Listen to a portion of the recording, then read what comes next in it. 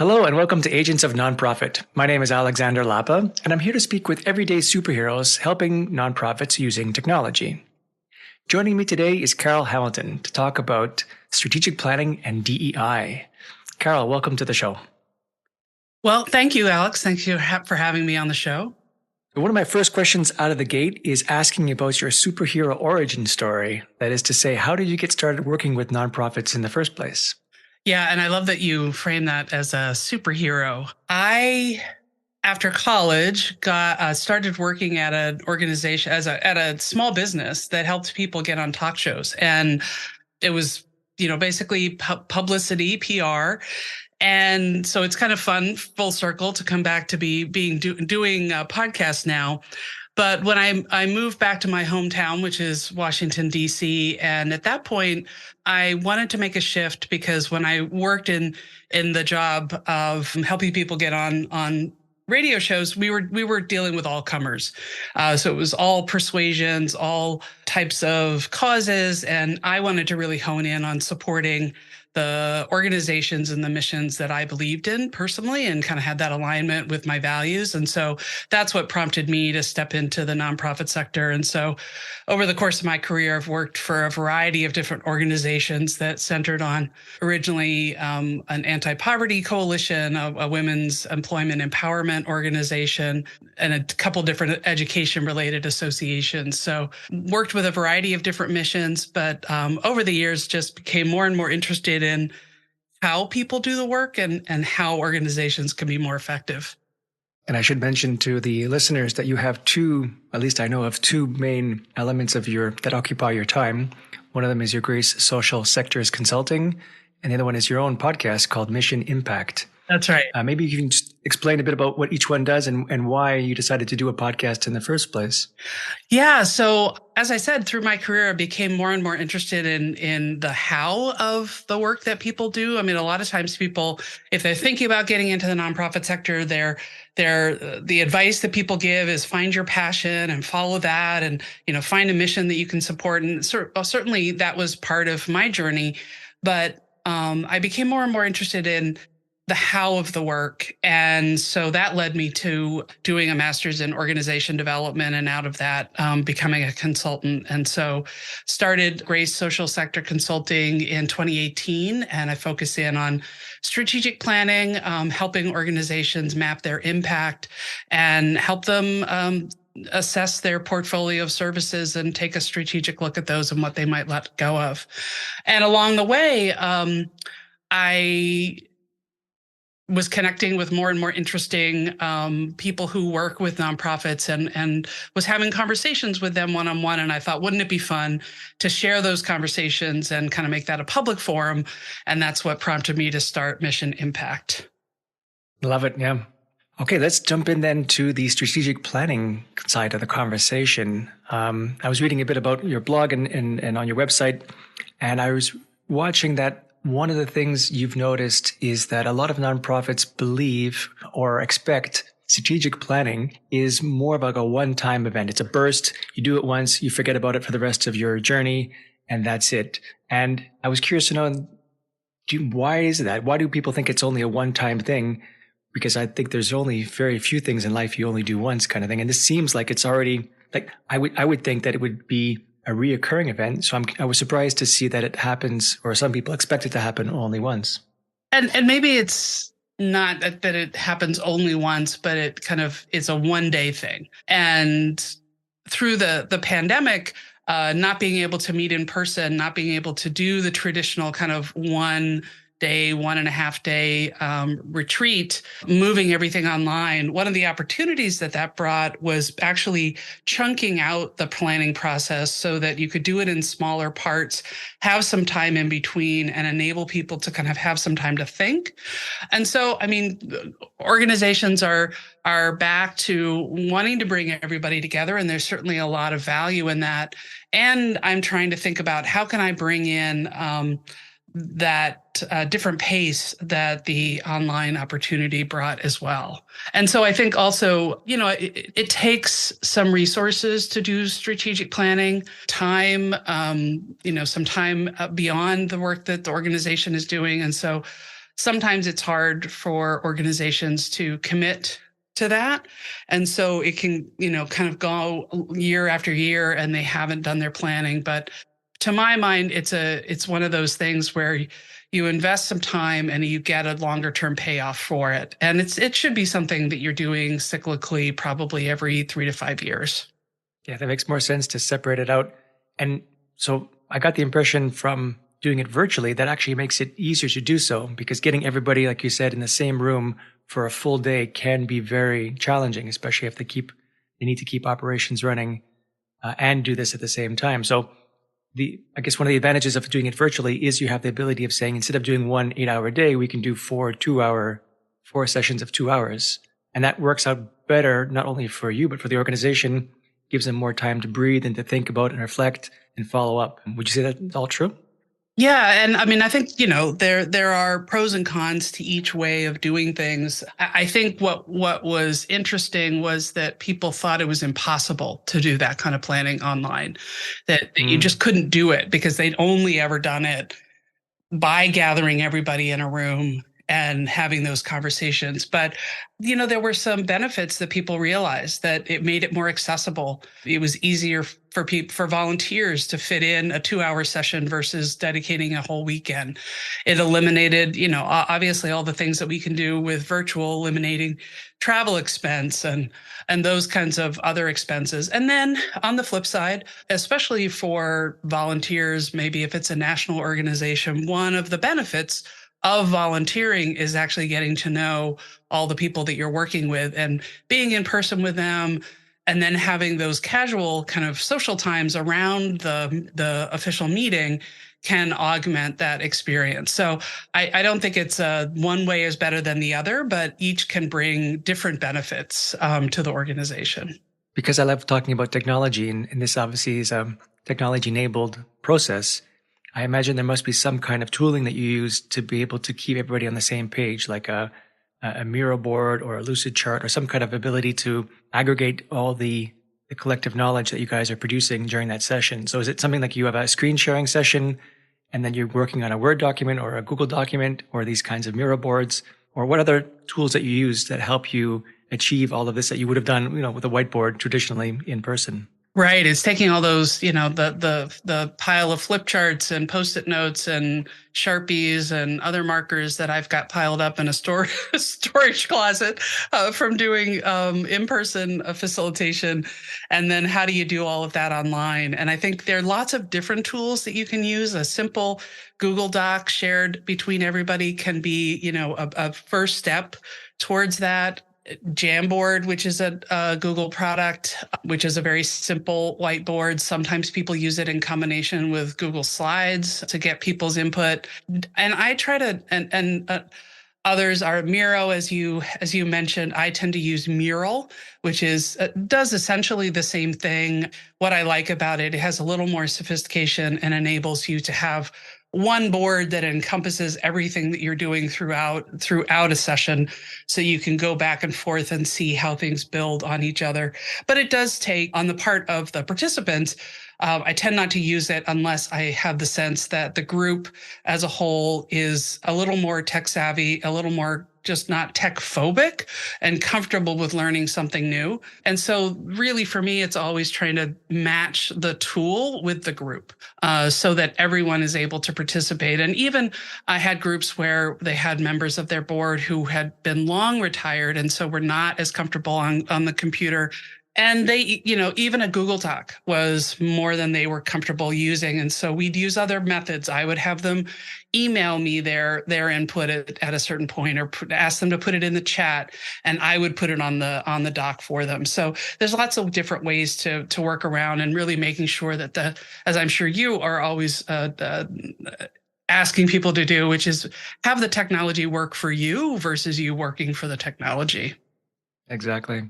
Yeah, you gotta meet the client or the organization where they are, as opposed to forcing them to adapt to you. Exactly. I'm curious to know, related to that water cooler type of conversation, is there anything that you can do or do to help reproduce that in a virtual environment? Or is that something that you leave more in the hands of the nonprofit? I mean, I think there's definitely things that you can do in any meeting to bring, make it people first, make it relationship over content by asking people to do a check-in of some sort, depending on the size of the group. They may be doing that as a whole group, answering a question. There are fun ways to help people learn how to use the tool. And I worked with a group recently where they all knew each other already, so I didn't feel like I needed to do as much of the getting to know you part.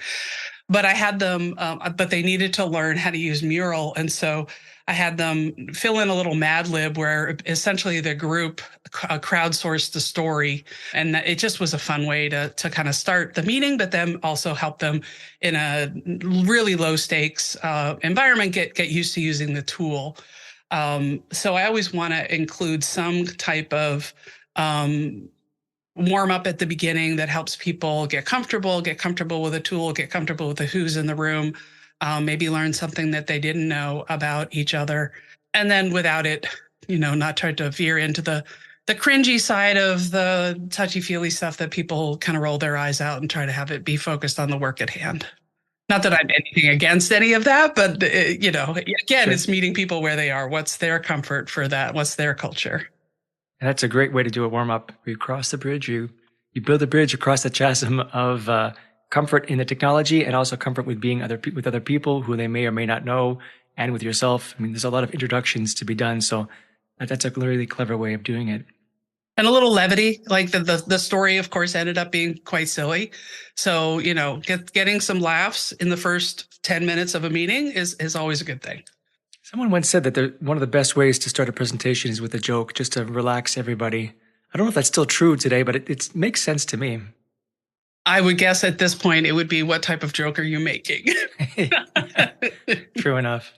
So let's take a step back here, because obviously if we're already at that point of picking the technology and having the meeting, the organization has already done some pre-work. They already know that they need some kind of strategic planning. So how would before they get to that point of doing this meeting, how would the organization know that they need strategic planning?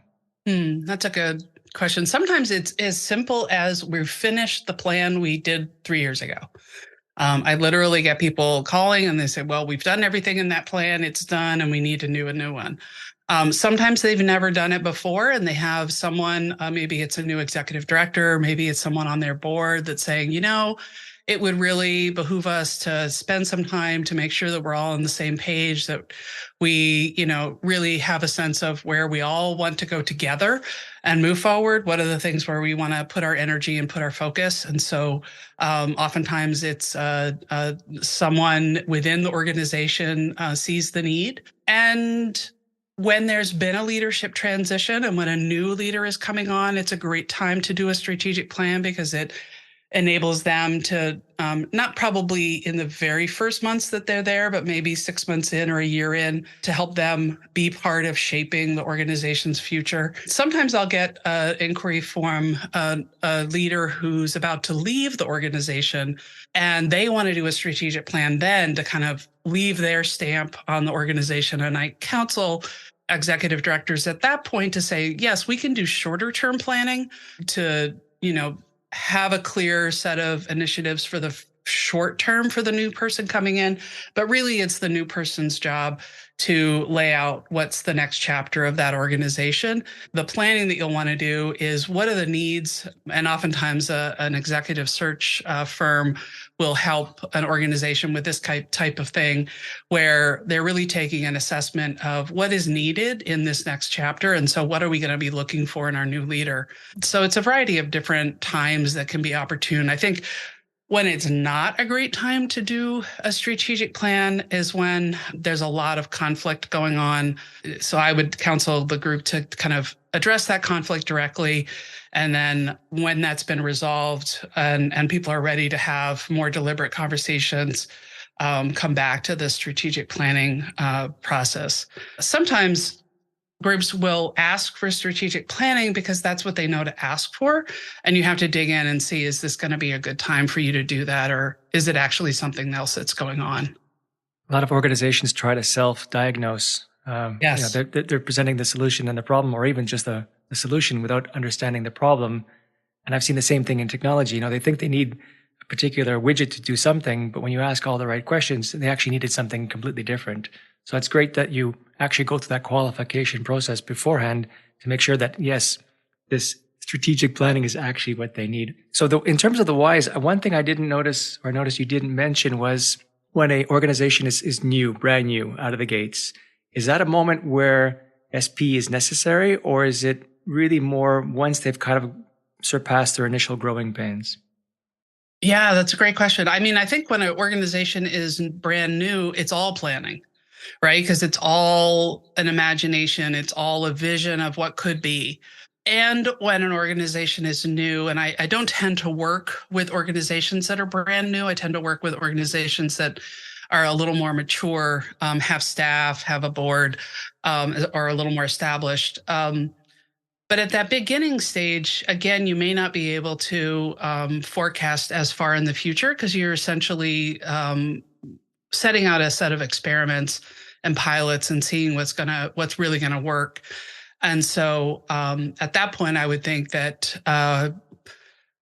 doing a little bit of shorter term planning would be useful, while at the same time knowing really what's your vision, right? So getting clear about what your mission is, getting clear about what that vision is in terms of what's the change that you're helping to see in the world because of the work that you're doing.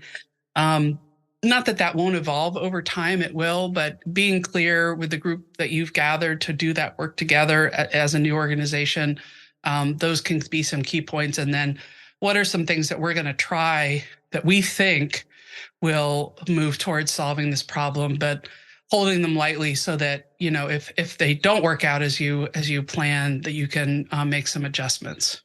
And then, yeah, this is the first time I've heard of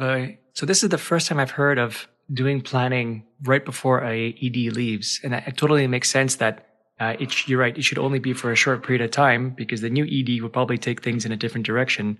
Does that happen very often? It's like, I understand the legacy part of things. There's nothing like malicious about it. It's more the executive director wanting to really have the organization be in as good a spot as possible when they do that handoff. And I think there needs to also be that room for the new person, not necessarily to take the organization in an entirely new direction, but to put their stamp on it, to be part of the conversation, to be part of that vision casting for that next several years. Yeah, that makes sense. And it also helps the new ED in the sense of they already have a plan for the first few months as they're getting their feet wet and getting to know the organization. So they don't need to worry about that particular element, and they can focus on it, you know, once they are more familiar and more ingrained with the organization. Yeah, having that short term, like, okay, this is what we want you to get accomplished in the first 6 months is really key. And, you know, oftentimes a lot of that will be transferring all of those relationships that the executive director had to, so, you know, introducing the new executive director to all your board members, helping them have time to get to know the staff, get to know your other supporters, your major donors, you know, funders, et cetera, volunteers. So there's a lot of that needs to happen at the beginning for a really successful transfer to happen. So then let's say now let's jump back into the actual activity itself. So we're doing the planning. It's that multi-day session. What are the basic deliverables once that plan is finished? What can people expect or organizations expect to receive out of it? So before that happens, you mentioned pre-work, and there's a whole process of gathering information from people, doing one-on-one interviews, focus groups, perhaps a survey, mapping out who the stakeholders are that are really key to the organization's future, and getting their perspectives. And then the first deliverable from my point of view of the consultant is going to be the summary of all of that discovery. So the summary, the highlights that have emerged from those multiple conversations. And that helps the group start with a kind of a snapshot of where the organization is in its current state, what people see as the strengths, what people see as the challenges, what are people's hopes for the future. So we might kind of have, sometimes I think of it as kind of, here's your buffet table of all the different things that people are talking about in terms of possible new futures for the organization. Not that you're going to take all of it or eat all of it. It's not all going to happen, but these are the things that people are talking about. So that kind of starts and level sets the conversation so that everyone is starting from a common ground in terms of their understanding of the organization and their understanding of everyone's perspectives. And then over the course of time, whether it's a 1 day, a 2 day, or the multiple online sessions, they'll be looking at what's outside of them, what's going on in the wider ecosystem, what are the trends that they need to be paying attention to. Spend some time visioning, really kind of maybe getting a little more excited about some bigger possible futures that may or may not come to fruition, but kind of gets people's imagination going. And then honing in on what are the things that are going to be the most impactful, the most realistic, the most important for us to do in this next time frame. And then digging into, okay, so if these are the top 3 things we need to do, what are some steps that we're going to take to move that in that direction? And then also, what does success look like? So typically when I'm working with groups, I want them to have a rough draft of a plan by the time that group session finishes. What does success look like? I love that question, because that's a question I think that has a lot of meat to it, a lot of value to it. And it's really actually the most important question. How do you know when you've heard that answer? Because some people might say, give an answer that's not really, it's like the issue of diagnosing their own problem. They think they have a solution, or they think they know what success looks like, but it's not really something either tangible or reachable or not quite there. It's not the root of the actual success. Is there a way that you can help flesh out the actual answer? Well, typically in that group session, there'll be at least 2 groups that are working on it and giving feedback. So it won't just be one group, that first draft. And so they've already gotten some feedback that, asks from the whole group, asking, what do they appreciate about what's been presented so far? What do they wonder about? What do they wish? What are some questions that they have? And so then the group goes back and tweaks it. And then ultimately it's the responsibility of a smaller group to refine that rough draft that comes out of the larger group process to really hone in on, okay, so this draft statement for this success indicator for this particular action step isn't very clear. Let's talk some more about what we really want, what's going to make sense, and make sure that someone who joins the organization tomorrow can understand what we've written here, so that you didn't have to be in the room. Making sure that all that language is clear, and so that there's adjustments that happen at that point. And as these conversations continue, I imagine it's relatively obvious, but maybe not, which ones are the higher priority ones versus which ones are can be saved for later. Does that kind of naturally bubble to the top, or is it more of a conversation to be had internally, or it's something you need to elicit? There are ways to have it basically naturally bubble up through different types of facilitation techniques and just really see where the most energy is for those priorities. Sometimes when a group ends up at a stage in the process and they have, 7 different things that different people are excited about, I will actually literally have them do a ranking survey where I'm asking them to put them in 1, 2, 3, 4, what's the most important order, so that we can see where the energy is for the top 3. Because that prioritization needs to happen. I've seen strategic plans where the group has 7 major goals and it's just too much. Most organizations are already doing too much. And then to have that many goals, I think that's probably one of the things that makes plans kind of get ignored or sit on the shelf, is when they are trying to do too many things at once and folks don't know where to really prioritize their energy.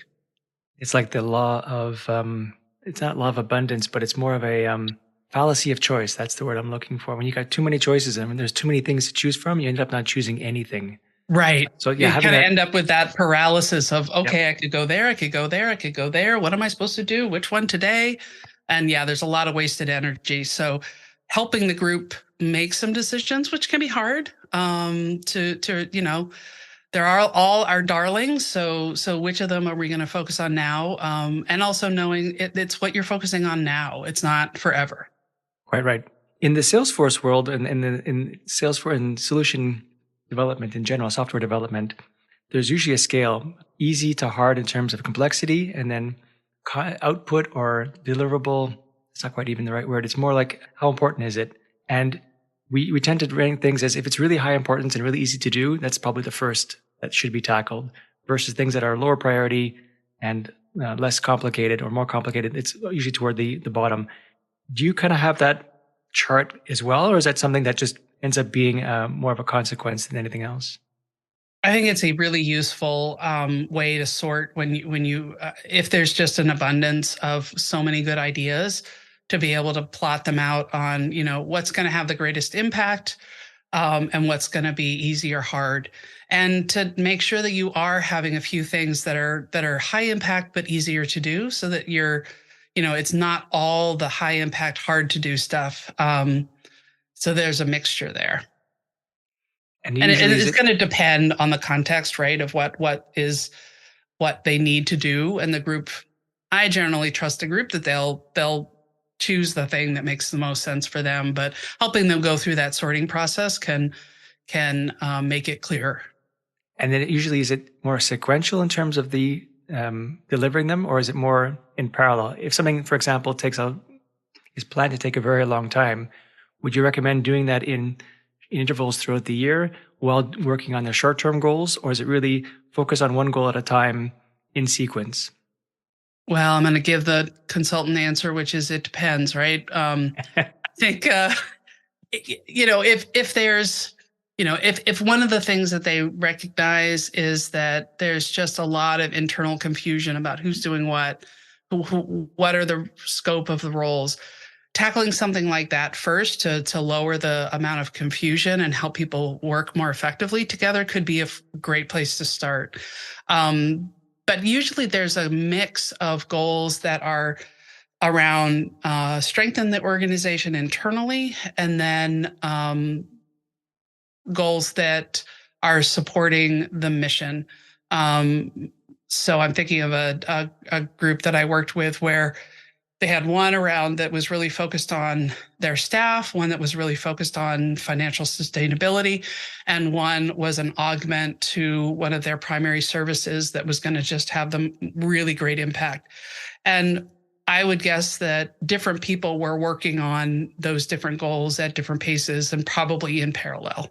But yeah, again, not, deciding then, once you have the plan for that 3 to 5 year period, taking that next step of, okay, so what are we going to tackle in year one? What are we going to tackle in the first 3 months, 6 months?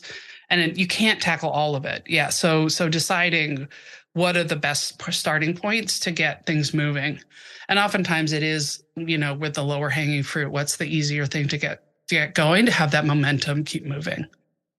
One of the reasons why I was really anxious and keen on talking to you today was the combination that you involve of strategic planning and DEI. And I know that DEI, it kind of molds itself into various other topics, but I've never, at least not yet, spoken to someone that does it with planning. And I'm curious to know, how do you incorporate DEI into your planning sessions? Yeah, I mean, it's an evolving area, and I think it's one that more and more organizations are becoming aware of, that planning, it's not a neutral process. How are you ensuring that you're hearing the voices of the people who are most impacted? How are you centering those voices? How are you making it safe for people to really tell their whole truth about their experience of the organization? Being mindful of that, I think, at every step of the process. So it's not necessarily that the process is, that the tools you're using through the process are terribly different. It's the perspective that you're bringing at each stage. So, at that first stage where you're bringing together the group, one, do you have buy-in from the client that this isn't the job of a group of, a subset of the board to do the strategic plan on behalf of the organization. This is really a whole organization process if you're going to be successful and if you're really going to have buy-in. And, who are all the key people that need to be involved? And then what do they need in terms of support for them to be involved? So if you're asking, people that you're serving to participate in interviews or a focus group? What supports are you giving them to show up? Not assuming that they can show up and donate their time, that they may need to be compensated for their time and may need extra support to enable them to show up, whether it's on a Zoom call or, whether you're giving or in the room, childcare, other transportation stipend, those kinds of things, so that it's not just a token involvement of people who the organization actually serves, and so that voice is really included in the conversation. And I think an old style of doing strategic planning, and it's comes to who was doing it, and it's probably a lot of white people, and the white people perspective was they were in the dominant culture. They were of the dominant culture. They were represented in leadership, represented in all of these processes, and had a lot of blind spots to what isn't there.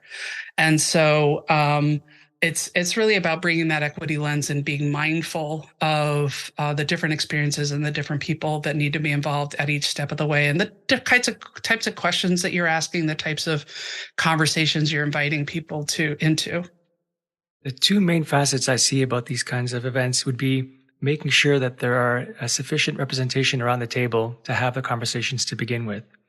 And the second facet would be making sure you're more mindful of the people you're trying to help, who your audience is, and keeping their considerations in mind.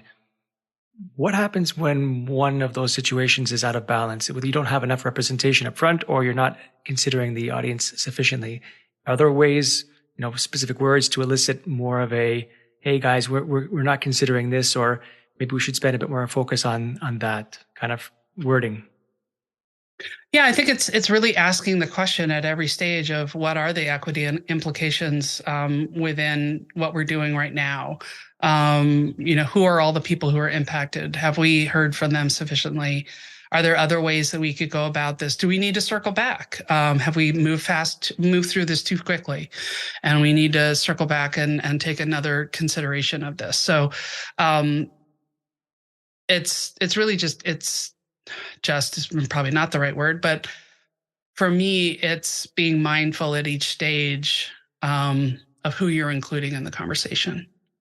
And the power dynamics also, that you're setting things up in a way that as much as is possible.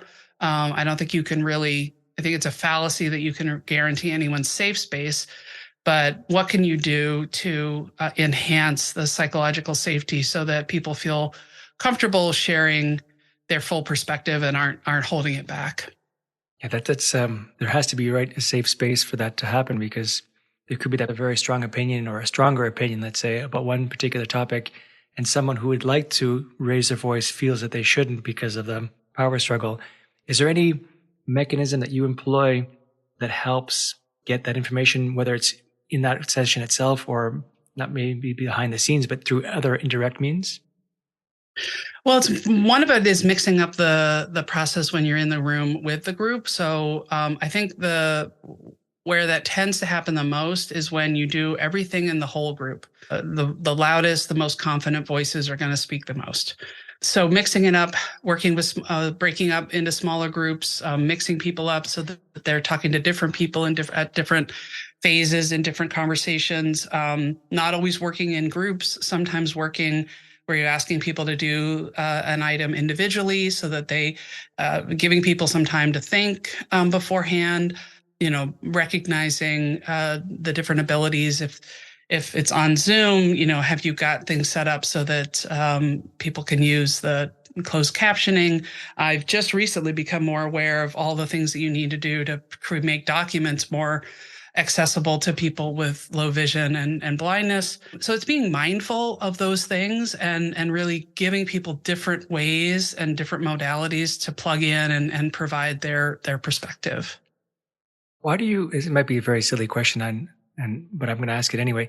What do you think is the most important reason why we should consider DEI? Like, if we don't, in the event itself, or again, for the outcome and helping our mission, What would be the drawbacks of not including a sense of DEI? I mean, I think basically the fundamental is if you want to have a healthy culture, it's not healthy if it's not inclusive. And a healthy culture is going to help you move your strategy forward. And if you want to be successful with your mission, people need to be, feel like they can be fully engaged, be brave in the space, have a sense of belonging to want to help you move the organization forward. And if all of that is behind closed doors or not being dealt with directly, not being acknowledged, if there's harm that the organization may have done in the past that hasn't been acknowledged, if there's stuff going on in the culture that's not being acknowledged, all of that gets in the way of the organization being more effective. So, and that's doesn't sound like the right reason to do that, because it's really like, how can you be a better human and really, see and acknowledge all the people around you and what they bring. So for me, fundamentally, that's why. And you can't claim to have a healthy culture if you're ignoring all of those aspects of people's lived experience. If an organization is a is historically white-led organization, it's important for the group to work on diversity, equity, and inclusion and focus on that before, to at least in my mind, before they're trying to integrate it into everything that they're doing, which would be part of, integrating it into their planning process, to really take some time to look at all of their processes, look at their culture, look at what's going on internally, and how the DEI lens can, what they need to know and what they need to learn to be more mindful of that and step into being anti-racist and really focus in on that before trying to apply it in all the different areas, which it does need to happen. But I think that fundamental step needs to happen first. And do you find that you need to introduce that topic, or do you find that they're becoming more aware of it outside or before, as part of the pre-work, let's say, before you come on board? Yeah, I think where organizations are asking for an centering equity within their strategic planning process usually is building on the type of work that I was just describing.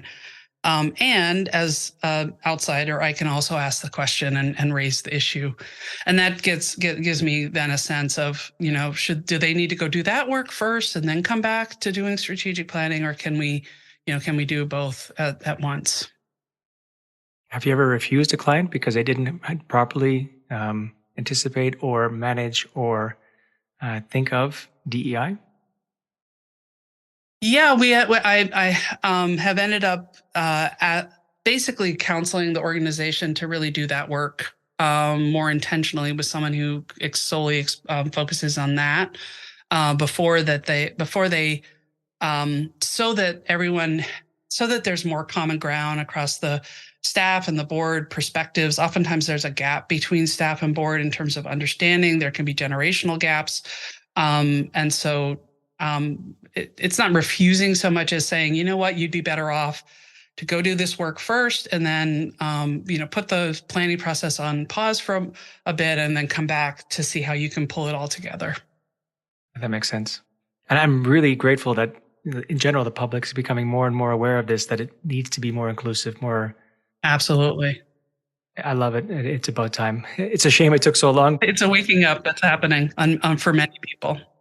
What other major considerations do you think are involved in making sure that this whole endeavor is a success? Well, I think be recognizing that it does take some time, it does take some energy. So, again, if the organization has a lot of other things going on, it may not be the right time to do that. And it may not mean that they're in crisis. It may mean, they've just launched a capital campaign, or they're going through some other major change, or they're doing branding and they're doing, redoing some major technology thing. And if all of those things are going on at the same time, it's just overload for the staff. So timing, I think, is important. Having the time and energy to focus on it, and being willing, at least when for the groups that I'm working with, I want them to be willing to integrate the input of all their stakeholders and not have it just be a few people in leadership are going to make all the decisions and then wonder in a year why other people aren't excited about their plan for everybody. Sounds very reasonable. That makes total sense. I'm curious to know, Carol, what is in your future? What would you like to see, or what would you hope to plan, or any products or any services you're coming out with in the near future that you'd like to share with the audience? Yeah, well, I mean, one of the things that I'm looking at with my podcast is to partner with somebody and have them come on and we'll talk more about kind of what's going on in the nonprofit sector, what are the trends, and have a regular partner, maybe every quarter or every other month on the podcast. So that's one thing that's kind of in the works. I'm also working with a copywriter to redo my website, so really refining what I'm offering people and around strategic planning, around how do they demonstrate their impact, and then how do they make decisions about what they might need to stop doing, which is often a question that nonprofits have a hard time grappling with. So excited to have that come to fruition and really step into all of those areas that are more on the analytical side, but I bring the analysis with that understanding of group dynamics and how people are thinking, how people are feeling when they're going through all these change processes. I think it's great to have a colleague for a podcast. It would definitely alleviate the need for guests, and it's a great dynamic. I'm sure I've heard so many podcasts that have two people, and it flows really, really well, especially when you have a good point counterpoint type of perception. Yeah, I won't be giving up the guests entirely. It's just Okay. adding in one more type of episode for a little more variety. So I think it'll be fun.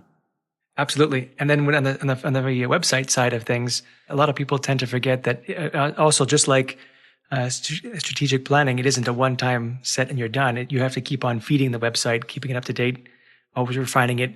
You never reach perfection, but it's all about the constant evolution of the website to make it better, faster, and stronger. Absolutely, and make sure that it reflects the evolution of where you are as a professional as well. Absolutely. Awesome. Carol, thank you so much for joining me today. Where can people get in touch with you to find out more information or to hire your services? Sure. So definitely, since you're a podcast listener, check out Mission Impact. It's the podcast for progressive nonprofit leaders who want to do better in the world without being a martyr to the cause. So check out Mission Impact. And then you can find me at gracesocialsector.com. And I'd love to hear from you. Carol, thank you so much. It's been awesome. Thank you. All right, that's it for today. I'm Alexander Lapa, and I hope you join me again in the next Agents of Nonprofit.